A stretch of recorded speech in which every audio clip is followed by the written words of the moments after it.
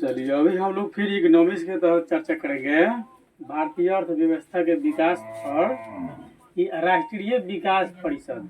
इससे पहले हम लोग देख रहे थे पंचवर्षीय योजना में, ठीक ना।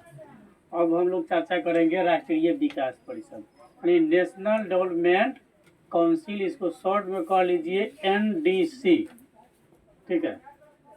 तो हमारी अभी चर्चा राष्ट्रीय विकास परिषद पर होगी, ठीक है ना। परिषद एक संगठन का नाम है, परिषद का मतलब एक संगठन समझ लीजिए आप, ठीक। तो भारत में राष्ट्रीय विकास परिषद का गठन 6 अगस्त 1952 ईस्वी को हुआ, ठीक ना। भारत में NDC का गठन कब हुआ? 6 अगस्त 1952 को, ठीक है। इसका गठन आर्थिक नियोजन, ठीक ना, आर्थिक नियोजन हेतु राज्य सरकारों तथा योजना आयोग के बीच तालमेल तथा सहयोग का वातावरण बनाने के लिए किया गया, ठीक है। इसमें 2 पक्ष को मिलाने की बात कर रहा है, ठीक ना। एक तो कौन है, देख लीजिए, राज्य सरकार। राज्य का सरकार कौन होता है? मुख्यमंत्री, ठीक ना। और दूसरा का था योजना आयोग। तो योजना आयोग का अध्यक्ष कौन होता है? प्रधानमंत्री, ठीक है। योजना आयोग का अध्यक्ष कौन होता है? प्रधानमंत्री होता है, ठीक है। तो भारतीय राष्ट्रीय विकास परिषद का गठन 6 अगस्त 1952 ईस्वी को किया गया था। इसका गठन आर्थिक नियोजन हेतु राज्य सरकारों तथा योजना आयोग के बीच तालमेल तथा सहयोग का वातावरण बनाने के लिए किया गया था कि राज्य सरकार और केंद्र सरकार दोनों मिलकर के जो कार्य करती है वो राष्ट्रीय विकास में ज्यादा अच्छा रहेगा, ठीक है। राष्ट्रीय विकास परिषद में सभी राज्य के मुख्यमंत्री पदेन सदस्य होते हैं। जो वर्तमान में मुख्यमंत्री होते हैं वो क्या होते हैं? उसके सदस्य होते हैं। राष्ट्रीय विकास परिषद के सदस्य कौन होते हैं? तो जो उस समय, जैसे अभी बिहार के, ठीक ना, अभी बिहार के राष्ट्रीय विकास परिषद कौन होंगे? श्री नीतीश कुमार वर्तमान में, यानी कि वर्तमान में जो है होंगे ना वही होगा। तो राष्ट्रीय विकास परिषद में सभी राज्य के मुख्यमंत्री पदेन सदस्य होते हैं, यानी कि राष्ट्रीय विकास परिषद के सदस्य कौन है? मुख्यमंत्री, ठीक है। प्रत्येक पंचवर्षीय योजना बनाने का कार्य योजना आयोग का है, मुख्यमंत्री का नहीं है, ठीक है। और अंत में यह विकास परिषद द्वारा अनुमोदित, यानी कह लीजिए अप्रूव्ड, ठीक है। अंत में क्या होता है? अप्रूव्ड होती है, ठीक है। अब इसमें एक बात आप समझ लीजिए, यदि केंद्र में दूसरी पार्टी की सरकार है और राज्य में दूसरी पार्टी की सरकार है, ठीक है, तो पंचवर्षीय योजना बनाने में अहम भूमिका किसकी है? यानी कि कौन बनाता है? योजना आयोग, यानी कि प्रधानमंत्री। अच्छा, राज्य में यदि उनकी सरकार नहीं है तो हो सकता है उस राज्य को कम, उस राज्य के विकास के लिए कम जो है आर्थिक मदद प्राप्त हो। यदि राज्य और केंद्र दोनों में एक ही पार्टी की सरकार है तो उन्नत विकास हो सकता है। नहीं, अब भी कहता है कि योजना आयोग बनाएगा कौन? प्रत्येक पंचवर्षीय योजना बनाने का कार्य किसका है? योजना आयोग का है, ये बनाएगा भाई योजना आयोग, ठीक है। और योजना आयोग का अध्यक्ष कौन होता है? प्रधानमंत्री। मुख्यमंत्री क्या है? राष्ट्रीय विकास परिषद के सदस्य है। और योजना आयोग के अध्यक्ष कौन है? प्रधानमंत्री। अंत जब प्रधानमंत्री योजना बना लेंगे तो अंत में जो है विकास परिषद के तो क्या भेजेंगे, तो क्या करेंगे? उसको अप्रूव्ड करेंगे, यानी कि अनुमोदित करेंगे। ये कुछ को, मतलब कि जो मुख्यमंत्री है ये विशेष कुछ कर नहीं सकते हैं, ठीक ना। तो प्रांत के विकास के लिए उस क्षेत्र में केंद्र, मतलब केंद्र का जो जिस पार्टी की सरकार है प्रांत में भी उसी की होनी चाहिए तो ज्यादा विकास होगा, अन्यथा छीना झपटी चलते रहेगा। और बिहार में अक्सर देखा गया है एक दलीय सरकार नहीं होती है, बहुदलीय सरकार होती है। बहुदलीय का मतलब कई गो दल मिला करके, जैसे अभी वर्तमान में जेडीयू आरजेडी की सरकार है, पहले जेडीयू और बीजेपी की सरकार थी। अगर बीजेपी की सरकार थी तो केंद्र में भी उसकी थी और राज्य में भी यहाँ है, तो विकास उन्नत हो सकता था। लेकिन जब दोनों पार्टी एकदम विरोध का है, दोनों पार्टी एक दूसरे के विरोध के है, ठीक है, तो फिर विकास हो सकता है? संभव नहीं है। अब जैसे मान लीजिए किसी व्यक्ति को 5 लड़का होगा, ठीक ना, और 4 लड़का ठीक है और 1 लड़का ज़्यादा बदमाश हो गया, अभिभावक के कथन में नहीं रहता है, ठीक ना, तो अभिभावक जो हेल्पिंग जो फंड जो होगा, अभिभावक जो सबसे ज़्यादा बदमाश होगा, जो अभिभावक के पक्ष में नहीं रहता, उसको देवे नहीं करेगा, और जब नहीं देगा तो उसका ठीक से विकास नहीं होगा,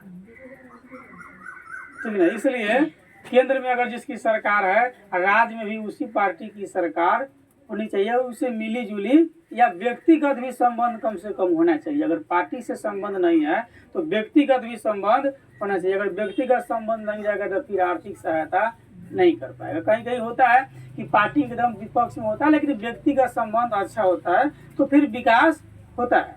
यदि व्यक्तिगत संबंध भी अच्छा नहीं है तो फिर विकास होना संभव नहीं है, ठीक है। आर्थिक विकास को प्रभावित या निर्धारित कर लीजिए करने वाले जो है घटक 2 होते हैं हमारे आर्थिक विकास को, यानी कि रोकने का कार्य, रोकने का मतलब कि प्रभावित का मतलब कि घटाने बढ़ाने का काम, अवरोध करने का काम जो है करने वाले 2 घटक होते हैं। एक आर्थिक घटक होता है, दूसरा अनार्थिक घटक होता है। एक आर्थिक घटक होता है और दूसरा अनार्थिक घटक होता है, ठीक है। अब आप इसको कन्फर्म कर लीजिएगा आर्थिक घटक क्या होता है। आर्थिक घटक जो है ये मूल रूप से 7 प्रकार के होते हैं। आर्थिक विकास को प्रभावित करने वाले घटक 7 प्रकार के होते हैं। पहला प्राकृतिक संसाधन, दूसरा श्रम शक्ति व जनसंख्या, तीसरा पूंजी निर्माण, चौथा पूंजी उत्पादन अनुपात, पांचवा तकनीक तथा नवाचार, छठा वित्तीय स्थिरता और 7वां विकासात्मक नियोजन, ठीक है। और प्राकृतिक संसाधन कैसे जो है आर्थिक विकास को प्रभावित करती है, हम उस पर चर्चा करते हैं, ठीक है। यानी प्राकृतिक संसाधन वो जो है आर्थिक विकास प्राकृतिक संसाधन से कैसे प्रभावित हो जाता है, ठीक ना। तो प्राकृतिक संसाधन जो हम जिस क्षेत्र में रहते हैं उसके आसपास में जितने भी वस्तुएं हैं हमारे लिए, वो प्राकृतिक संसाधन, हम उसी का उपयोग भी तो करते हैं, ठीक ना। जैसे मान लीजिए कि हमको पत्थर की जरूरी होगी तो हम तो राजस्थान से मांगेंगे या बिहार के उस क्षेत्र से मांगेंगे जहाँ पर पत्थर पाया जाता है, ठीक ना। जहाँ है वही नहीं ना खनन के मतलब ये निकाल करके प्रयोग कर लेंगे, ठीक। तो आर्थिक विकास को प्रभावित करने वाले कारक प्राकृतिक संसाधन भी है। हम जिस क्षेत्र में रहते हैं उस क्षेत्र में प्राकृतिक संसाधन की प्रचुरता जरूरी है, ठीक है ना। तो अभी हम पहला चर्चा करेंगे प्राकृतिक संसाधन को।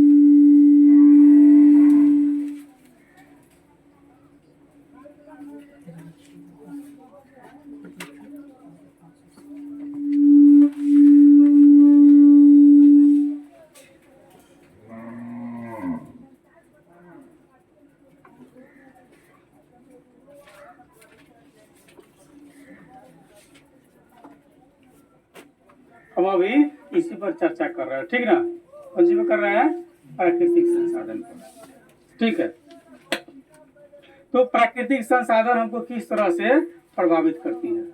किसी भी देश का आर्थिक विकास उस देश के प्राकृतिक संसाधन जैसे भौगोलिक स्थिति, खनिज संपदा, जल संसाधन, वन संपदा, जलवायु, धरातल बनावट व मिट्टी आदि पर निर्भर करता है। जिस देश में ये संसाधन जितने अधिक होते हैं वह देश इन संसाधन का उतना ही अधिक उपयोग करता है, ठीक है। इसके विपरीत यदि हम बात करते हैं, यदि किसी देश में इन संसाधनों का उचित मूल रूप से उपयोग नहीं किया जाता है लेकिन इसका उचित रूप से उपयोग नहीं किया जाता है। जैसे भारत के सबसे समृद्ध राज्य अगर कह लीजिए तो आपको अभी पंजाब को मानना पड़ेगा कि कृषि क्षेत्र में भी सबसे आगे है और उसके पास में खनिज संसाधन कोई नहीं है, फिर भी इंडस्ट्री में सबसे आगे है, और झारखंड में है फिर भी वो पीछे है उससे, पंजाब में नहीं है फिर भी वो आगे है। इसके उल्टा हम कहते हैं कि यदि विपरीत में यदि किसी देश में इन संसाधनों का उचित रूप से उपयोग नहीं होता है तो उस देश में प्राकृतिक संसाधन का अभाव है, तो उस देश में आर्थिक विकास उचित प्रकार से नहीं किया जा सकता है। हम लोग चर्चा किए कि प्राकृतिक संसाधन, जैसे हम जिस क्षेत्र में रहते हैं, हम सभी जिस क्षेत्र में रहते हैं, हमारे यहाँ की मिट्टी बढ़िया नहीं हो तो अच्छा फसल होगा, यहाँ कृषि कार्य करने में हम सफल होंगे नहीं हो पाएंगे, ठीक ना। हम जिस क्षेत्र में रहते हैं, ठीक है, यहाँ पर हम किसी प्रकार की इंडस्ट्री लगा दे, ठीक ना, क्या लगा दे, इंडस्ट्री लगा दे, और ये वह इंडस्ट्री एजुकेशन से रिलेटेड हो और यहाँ के लोग एजुकेटेड नहीं हो तो फिर चलेगा नहीं चलेगा। हम जिस क्षेत्र में रहते हैं ना उसके अनुरूप में जो है संसाधन होना चाहिए। और प्राकृतिक संसाधन, जैसे अगर हमको यहाँ पर सीमेंट का उद्योग लगाना हो, नहीं, हम लोग जिस क्षेत्र में हैं, मान लीजिए कि बिहार के शिवहर सीतामढ़ी के क्षेत्र में सीमेंट का उद्योग लगाना हो तो फिर यहाँ महंगा पड़ जाएगा, पत्थर उतना दूर से मंगाएगा, उसको जलाएगा, पीसेगा, तो क्योंकि वह संसाधन यहाँ नहीं है, वह प्राकृतिक रूप से जहाँ मौजूद है, गॉड गिफ्टेड जहाँ है, वहाँ पर इसका उपयोग करना ज़्यादा उचित होगा, ठीक है। तो प्राकृतिक संसाधन भी हमारे विकास को प्रभावित करता है। दूसरा है श्रम शक्ति और जनसंख्या। यदि किसी देश में श्रम शक्ति निर्बल व आलसी है, यदि किसी देश के लोग, किसी क्षेत्र के लोग, किसी प्रांत के लोग कमजोर है, पहली बात की कमजोर है, और दूसरी बात हो सकता है शरीर से हट्टे खट्टे हो और आलसी हो, काम करना नहीं चाहता, भर दिन खाए और पड़े रहे, ठीक है। तो श्रम शक्ति दो स्थिति में कमजोर हो सकती है। पहली, व्यक्ति निर्बल होगा, यानी कि शरीर से वह कार्य करने योग्य नहीं है, और दूसरा आलसी होगा, तो श्रम शक्ति क्या होगा, कमजोर हो जाएगा, ठीक है। तो उस देश का आर्थिक विकास धीमी गति से होता है। जिस देश के लोग आलसी होंगे, निर्बल होंगे, वहां का विकास ठीक से होगा नहीं होगा।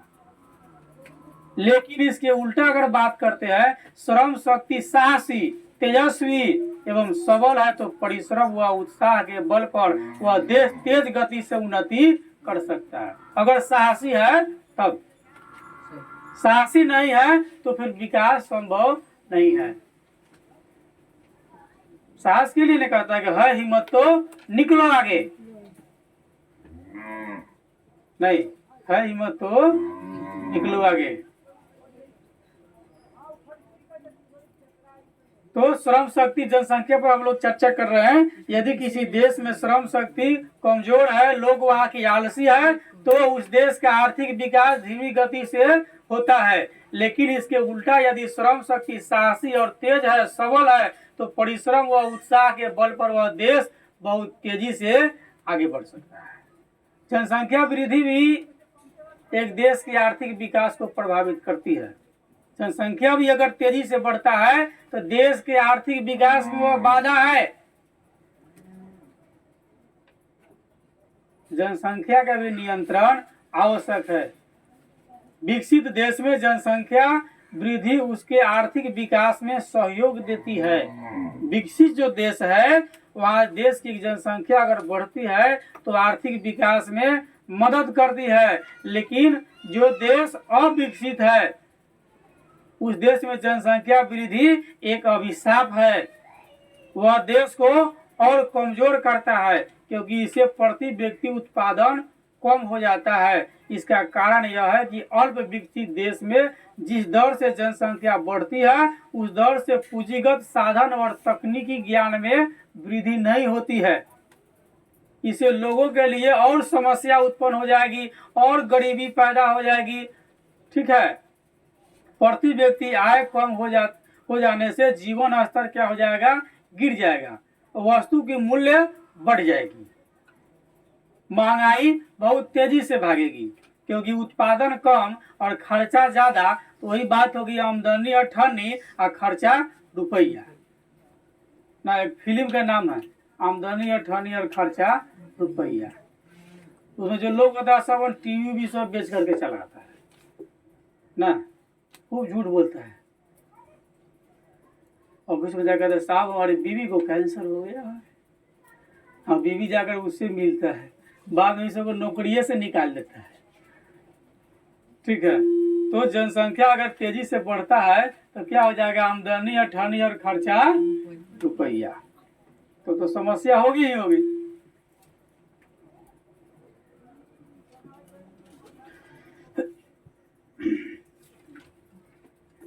कहा गया और पूंजी निर्माण की दर में भी कमी आ जाएगी। अतः जनसंख्या का उचित नियोजन, अनुकूलतम उपयोग करके आर्थिक विकास की गति को तेज किया जा सकता है। पूंजी निर्माण, अब हम लोग चर्चा करेंगे तीसरी पूंजी निर्माण पर। दो ठो हम लोग चर्चा कर लिए, अधिक पर एक प्राकृतिक संसाधन, दूसरा श्रम शक्ति और जनसंख्या पर चर्चा कर लिए।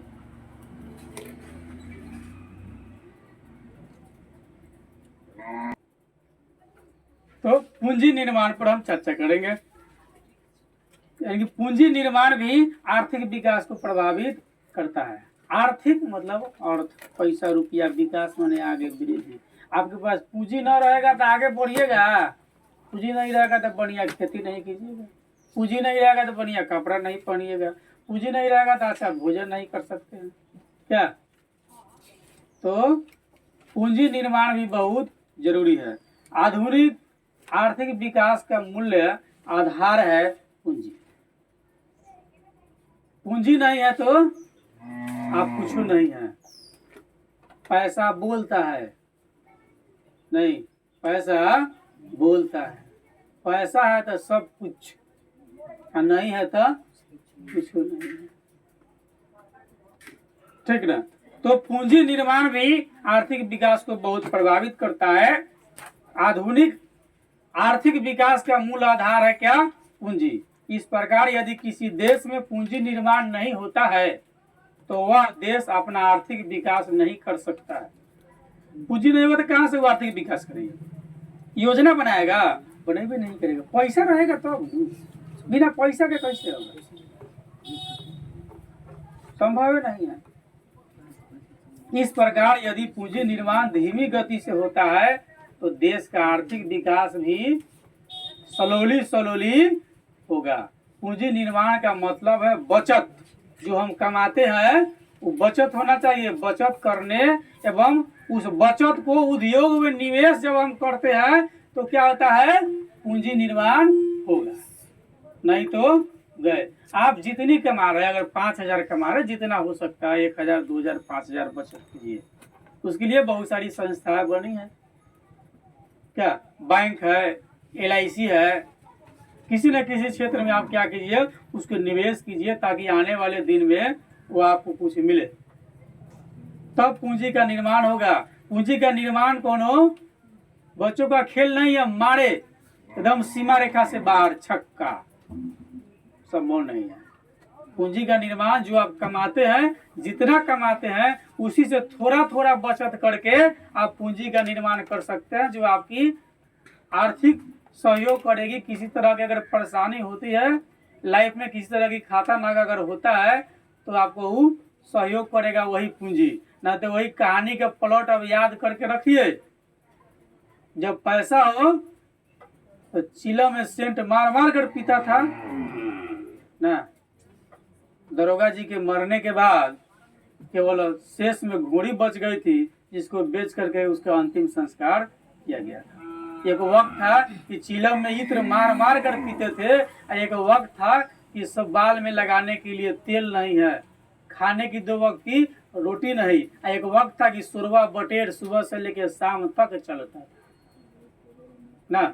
और दुर्भाग्य तो देखिए, सबसे ज्यादा दुर्भाग्य इस बात की है कि जवानी में को बाल बच्चा न हुआ, अब बुढ़ारी में कहां ना कहां से भगजोगनी आकर टपक गई। परिस्थिति का खेल देखिए, आप उस कहानी से बहुत सीख ले सकते हैं जीवन में, ठीक ना। समय आपका एक सा हमेशा नहीं रहेगा, इंसान का समय निरंतर बदलता रहता है। आज आपके साथ, कल उसके साथ रहेगा। इसलिए जब आपके साथ है तो उसमें से कुछ बचा लीजिए, कि जब आपके साथ नहीं रहेगा तो वही आपको साथ देगा। धन बहुत बड़ी चीज है। धन के बगैर कुछ नहीं है। भाई साथ दे छोड़ देगा, पिताजी कहेंगे गेट आउट ना। सब तो सब लोग है। लाइफ का सबसे हम सफर आपकी वाइफ नहीं, लाइफ का हम सफर कौन होता है? वाइफ। जब पैसा नहीं होगा तो वो छोड़ के 9 2 11 हो जाएगी। अभी घटना देखे ना ज्योति मोड़िया वाला, अगर उसका हस्बैंड एसडीएम होता, वो भी पैसा वाला होता, डीएम होता, तो ज्योति मोड़िया ऐसा घटना करती? कभी नहीं करती। देखा, हस्बैंड क्लीनर है, चपरासी है, साफ सफाई करता है, अपने एसडीएम छोड़ दिया। नहीं, I live you, I do not adjusted for you. अभी मुद्दा चलिए रहा, पता नहीं क्या हुआ नहीं हुआ। तो लाइफ में पूंजी बहुत मायने रखता है, अन्यथा वाइफ भी 9 2 11 हो जाएगी। आप लोग अपने लाइफ में बचत करके रखिए, नहीं तो कोई कहानी की प्लॉट जब है तो खूब फूकिए, और जब नहीं रहे तो आंख बंद करके देखिए ना। और बिना पैसा के रसगुल्ला खाना होगा तो होटल में जाके बैठ के खाएगा? नहीं, घरे बैठ कर आंख बंद करके होटल में पहुंचेंगे मन से, और रसगुल्ला के खाली देख के चलेगा। नहीं, खा थोड़ी सकते। अगर खा लिया गया, पैसा नहीं है तो बेटा प्लेट बोलो तब जाना। इसलिए पूंजी बहुत मायने रखता है। जीवन में पूंजी का निर्माण कीजिए, ये आपकी आर्थिक विकास में मदद करेगा। पूंजी भी आर्थिक विकास को प्रभावित करता है। अगली हमारी चर्चा पूंजी उत्पादन और उत्पादन अनुपात पर। पूंजी उत्पादन अनुपात से मतलब यह है कि उत्पादन की एक इकाई के लिए पूंजी की कितनी इकाई की आवश्यकता है। अगर हम किसी क्षेत्र में पैसा कमाना चाहते हैं तो उस क्षेत्र में कितना पैसा लगाएंगे तो कमा सकते हैं। इसे उदाहरण द्वारा हम एक तरह से देख लें। एक उदाहरण के तहत, यदि 5,000 रुपए की पूंजी का विनियोग करने पर उत्पादन 1,000 रुपये के बराबर होता है तो पूंजी उत्पादन अनुपात 5:1 कहलाएगा। और जिस देश में यह अनुपात जितना कम होगा वह देश उतना अधिक आर्थिक विकास करेगा, और जिस देश में अधिक होगा वह विकास कम करेगा। जहां अधिक महंगाई होगी विकास करना समस्या, जहां महंगाई कम वहां विकास करना आसान रहेगा। अगला 5वां नंबर, तकनीक तथा नवाचार। तकनीक से अर्थ होता है नवीन वस्तु के उत्पादन से। तकनीक का अर्थ क्या होता है? नए वस्तु का उत्पादन करना, बनाना। और नवाचार का मतलब होता है पुरानी वस्तुओं को उत्पादन प्रक्रिया में सुधार लाना। ठीक है ना? तकनीक और नवाचार, तकनीक का मतलब नए वस्तु का निर्माण करना, और नवाचार का मतलब है पुराने वस्तु को ही बना करके, नहीं घिस पीट करके उसी से काम चलाना नवाचार हो गया। ठीक है। जिस देश में वैज्ञानिक एवं प्रविधिक प्रगति तेज होती है उस देश के बाजार में नई नई वस्तु ज्यादा आती है और पुरानी वस्तु में सुधार भी हो जाता है। श्रम की उत्पादकता में वृद्धि हो जाती है और उत्पादन लागत घट जाती है। इन सबसे देश का विकास तेजी से होता है। छठा हम लोग चर्चा करना वित्तीय संस्था, यानी आर्थिक घटक के छठा पॉइंट पर हम चर्चा कर रहे हैं वित्तीय स्थिरता। ठीक ना? छठा पर कौन सी चर्चा कर रहे हैं? वित्तीय स्थिरता पर चर्चा कर रहे हैं। यदि देश में मुद्रा प्रसार सीमा रहता है तथा ब्याज दर कम रहती है तो देश का आर्थिक विकास होता है। ठीक है। जबकि इसके विपरीत देश में आर्थिक विकास, अगर देश में अगर स्थिति अगर उल्टा है, पैसा कम है, ब्याज दर ज्यादा है, तो देश का विकास ठीक से नहीं हो पाएगा। सातवां है विकासात्मक नियोजन। यदि एक देश में विकासात्मक नियोजन सफल रहता है तो उस देश का आर्थिक विकास भी सफल रहता है, और यदि नहीं है तो आर्थिक विकास भी असफल रहता है। अब हम लोग चर्चा करेंगे अनार्थिक घटक। पहला आर्थिक घटक के तहत हम लोग चर्चा किए हैं जो 7 प्रकार के होते हैं। प्राकृतिक संसाधन, नंबर 2 श्रम शक्ति व जनसंख्या, नंबर 3 पूंजी निर्माण, नंबर 4 पूंजी उत्पादन अनुपात, नंबर 5 तकनीक तथा नवाचार, नंबर 6 वित्तीय स्थिरता और नंबर 7 विकासात्मक नियोजन। अब हम लोग अनार्थिक घटक देखेंगे, यानी कि आर्थिक विकास में अनार्थिक घटक भी होते हैं। तो आर्थिक विकास को प्रभावित करने वाले अनार्थिक घटक भी 5 प्रकार के होते हैं। एक सामाजिक घटक, दूसरा धार्मिक घटक, तीसरा राजनीतिक घटक, चौथा अंतर्राष्ट्रीय घटक और पांचवा विकास की आकांक्षा मतलब इच्छा आपका।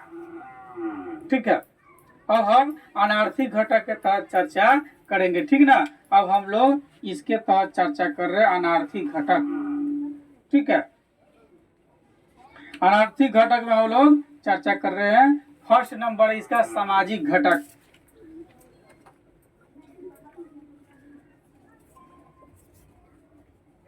ठीक है, अभी हम सामाजिक घटक पर चर्चा करेंगे। मनुष्य एक सामाजिक प्राणी है। ठीक है, मनुष्य क्या है? एक सामाजिक प्राणी है। वो समाज से अलग होकर के नहीं जी सकता। वह समाज में जन्म लेता है और समाज में ही चल बसता है। उसके आने के खुशी में समाज के लोग खुशी मनाते हैं, मिठाई खाते हैं। जहाँ का जो रिवाज है वो प्रक्रिया होता है, नहीं तो भोज होता है ना। और जाने के खुशी में भी दुखी में भी भोज होता है ना। मरने के बाद कहीं कहीं लोग खुश भी होता है, कहीं कहीं दुखी। जब वृद्ध मरते हैं तो ढोल बजते हुए जाता है, और जवान मरते हैं थोड़ा ज़्यादा शोक में होता है। लेकिन लोग खाता दोनों में है ना। जन्म भी होगा तो भोज खाएगा और मरने के बाद भी खाएगा। नहीं, सामाजिक घटक पर हम लोग चर्चा कर रहे हैं, यानी कि अनार्थिक घटक। ठीक है, नॉन इकोनॉमिक फैक्टर। ठीक ना, अभी हम लोग कौन सी पर चर्चा कर रहे हैं? Non economic factor. इसके अंतर्गत सामाजिक यानी कि सोशल फैक्टर। तो मनुष्य एक सामाजिक प्राणी है, अतः समाज की कुछ परंपराएं, प्रथाएं, मनोवृत्ति, रीति रिवाज आदि ऐसे होते हैं जो मनुष्य को उन्हें पालन करने के लिए बाध्य करती है। यदि मनुष्य इन सीमाओं से ऊपर उठकर समाज की उन्नति की इच्छा रखता है तो विकास के लिए तत्पर है तथा नवीन विधि का प्रयोग करने के लिए उत्सुक है तो आर्थिक प्रगति होती है, अन्यथा ऐसे सामाजिक वातावरण प्रगति में बाधक सिद्ध होता है। अब समाज में हमको आगे बढ़ने के लिए सामाजिक कुछ प्रथाएं है, हमको उसी हिसाब से चलना पड़ेगा। आप लाख गरीब है, यदि आपके परिवार में किसी व्यक्ति की देहांत होती है तो भाई आपको भोज करना है, चाहे कर्जा कार के कीजिए, चाहे खेत बेच कर कीजिए। तो आर्थिक घटक नहीं है, आर्थिक नुकसान नहीं पहुंचा रहा है। कुछ मनोवृत्तियां है जिसको आपको मानना ही पड़ेगा, कुछ रीति रिवाज है जिसको आपको करना ही पड़ेगा। ये सब जो है सामाजिक घटक है, जिससे लोगों की आर्थिक समस्या हो सकती है। आप भोज कीजिए लेकिन सामर्थ्य के अनुसार, जितनी शक्ति है उतनी। खेत बेच के मत कीजिए, कर्जा लेकर के मत कीजिए। ये न कौन धर्म इत्यादि कहता है। आपकी जितनी समर्थ है आप उतना कीजिए, समर्थ नहीं है मत कीजिए। दूसरा है धार्मिक घटक। आर्थिक विकास पर धार्मिक भावना एवं विश्वास का भी प्रभाव पड़ता है। ठीक है, कुछ धर्म के आड़ में भी हम अपना आर्थिक नुकसान कर लेते हैं ना। जैसे एक भगत जी के यहाँ जाइए, आपको नहीं कुछ है, अक्षत फूल फूक करके दे देगा ना। अगला साल आसीन में नवमी के दिन तारा 2 गो खांसी देवे के बाद ना, 2 गो खांसी को ले जाइए वहाँ पर उसको मृत्यु दंड दीजिए खांसी महाराज को। बीमारी आपको हुआ था, अब प्राण दंड खांसी को आप ठीक हो जाइएगा। ये क्या है? धार्मिक घटक ना। वो खांसी को कीनने से ले करके पालने पोसने इत्यादि की, जो कोई पाल पोस करके कटवाता है, कोनो खरीद करके, ये भी आर्थिक नुकसान है। उसे विशेष कौन सी फायदा होगा आपको? कोई फायदा नहीं होगा। ऐसा नहीं आप नहीं कटवाएंगे तब भूत पकड़ लेगा, कुछ नहीं है क्या। पहले जब बिहार में शराब खुला था तो जो तंत्र वाले जो लोग हैं खंबा के खंबा मांगते थे ना, देवता को देना है नहीं तो देवता नहीं छोड़ेंगे, नहीं बख्शेंगे ना। सौभाग्य से शराब बंद हो गया, तो देवता को कैसे मालूम हुआ कि सरकार शराब बंद कर दिया? वो नहीं मांगता है, मांगता है मांगवे नहीं करता। अब पहले जब था तो मांगता था, मछली दारू भूजा देना, अब मांगवे नहीं करता है। देवता भी तो सरकार से डरता है। तो कुछ धार्मिक घटक है जिससे जो भी हमारी आर्थिक वो मतलब उससे भी हमारी आर्थिक समस्या हो जाती है।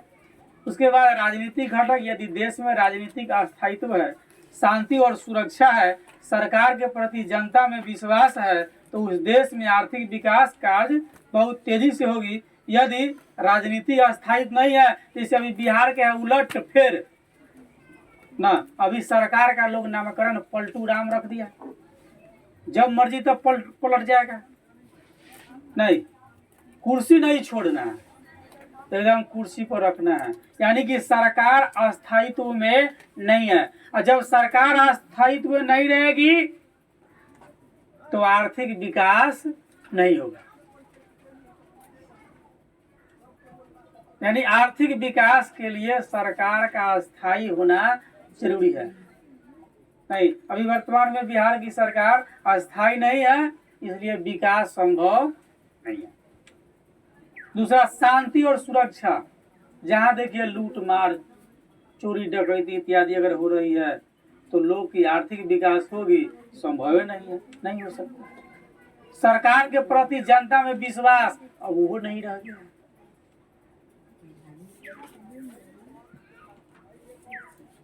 तो अगर राजनीतिक अस्थायित्व नहीं है, शांति नहीं है, सुरक्षा नहीं है और सरकार पर लोगों का विश्वास नहीं है, तो फिर विकास संभव नहीं है। तीसरी नंबर हम लोग चर्चा करना अंतर्राष्ट्रीय घटक। यदि अंतर्राष्ट्रीय स्थिति सामान्य है और पड़ोसी देश से अच्छे संबंध है तो आयात निर्यात को बढ़ावा मिलता है और आर्थिक विकास तेजी से बढ़ता है। यदि अंतर्राष्ट्रीय स्थिति ठीक नहीं होने का मतलब है किसी देश से अगर हम युद्ध कर रहे हैं तो हमारी अंतर्राष्ट्रीय स्थिति ठीक नहीं है, हम विकास नहीं कर सकते हैं। जो भी हमारे पड़ोसी देश है उससे मित्रता का भाव रहना चाहिए, लड़ाई झगड़ा नहीं रहना चाहिए, तभी हम विकास कर सकते हैं। तो ये अंतर्राष्ट्रीय समस्या है। अंतर्राष्ट्रीय समस्या भी हमारी विकास में बाधा बनती है। अब झगड़े कर लेंगे तो आयात निर्यात कैसे करेंगे, बेच खरीद कैसे करेंगे? जो उसके पास है सो हमारे पास नहीं होगा, और जो हमारे पास होगा सो उसके पास नहीं होगा। तो आयात और निर्यात होगा। आयात माने खरीदना, निर्यात माने बेचना। तो अंतर्राष्ट्रीय संबंध भी हमारा अच्छा होना चाहिए, तब हम विकास कर सकते हैं। 5वीं नंबर है विकास की आकांक्षा। मन में भी तो होना चाहिए। नहीं, मन में है विश्वास, हम होंगे कामयाब एक दिन। अगर मन में विश्वास नहीं है हम होंगे कामयाब, कहियो ना, संभव है ना होगा। तो विकास की आकांक्षा होनी चाहिए। खुद को करो इतना बुलंद कि खुदा भी आकर के पूछे कि बता तेरी मर्जी क्या है, बोल तू क्या बनना चाहता है। नहीं, यदि किसी देश की निवासी आकांक्षा अगर रखता है तो विकास तेज गति से होना संभव हो सकता है, लेकिन यदि इसके विपरीत यदि वहां के निवासी आलसी हो, 10 संस्कृत में हम पढ़ेंगे आलसी चैप्टर, आलस कथा। आलसी जो है ना, इस समाज का सबसे बड़ा शत्रु होता है। अगर समाज के सभी दयावान लोग न रहे तो आलसी मर जाएगा, ठीक ना। जिस तरह समाज में माँ के बगैर बच्चों का कोई अस्तित्व नहीं होता है। एक बच्चा जन्म ले और उसका माँ मर जाए, उसका कोई अस्तित्व नहीं रहेगा। किसी स्त्री की शादी हो, उसका पति मर जाए, उसका कोई अस्तित्व नहीं रहेगा। ठीक उसी तरह इस समाज में केवल दयावान न रहे तो सब आलसी यूं ही मर जाएगा। आलसी जो है वो राष्ट्र के निर्माण में अपना योगदान नहीं दे सकता। वो अपना निर्माण में तो योगदान ही नहीं देगा। वो अपनी आर्थिक उपार्जन करने में तो सहयोग ही नहीं करेगा, जहाँ रहेगा पड़ रहेगा। और आलसी लोग हमेशा कहते हैं अच्छा जो भगवान करतथिन से होता ही, ये आलसी लोग का कथन है। कुछ लोग का नसीब में ना लिखा तो कैसे हो जाते, छोड़ दीजिए, ये आलसी लोग का कथन है। श्री कृष्ण महाभारत में के कालखंड में कहे थे तुम कर्म करो, कर्म के साथ फल निहित होती है, भाग भरोसे मत बैठो। भाग भरोसे तो आलसी बैठता है। जो साहसी होता है वह अपना कर्म करता है तब आगे बढ़ता है। भाग भरोसे बैठने वाला आदमी आलसी नहीं। जो कहते हैं कि भगवान भरोसे होना होगा तो होगा और नहीं होना होगा तो नहीं होगा, उसको कहो कि एक काम करो, तो सुबह में आराम से बैठ जाओ दरवाजे पर, भगवान को खिलाना होगा तो तुमको ले आके मुंह में खिला देंगे। हो सकता है बिना खिलाया भी पेट भर जाएगा, मत खाओ। ऐसा कुछ नहीं होता है कि भगवान भरोसे ही हो गया धार्मिक घटक, ठीक ना। तो विकास की आकांक्षा यदि देश के निवासी रखता है तो विकास हो सकता है, लेकिन यदि इसको उल्टा, यदि समाज के लोग आलसी हो तो आर्थिक विकास जो है न के बराबर होगी। इस प्रकार उपर्युक्त कई ऐसे घटना है जो आर्थिक विकास को प्रभावित करता है। कल हम लोग चर्चा करेंगे मौद्रिक विकास पर। अभी तक हम लोग चर्चा कर रहे थे आर्थिक विकास पर, ठीक है।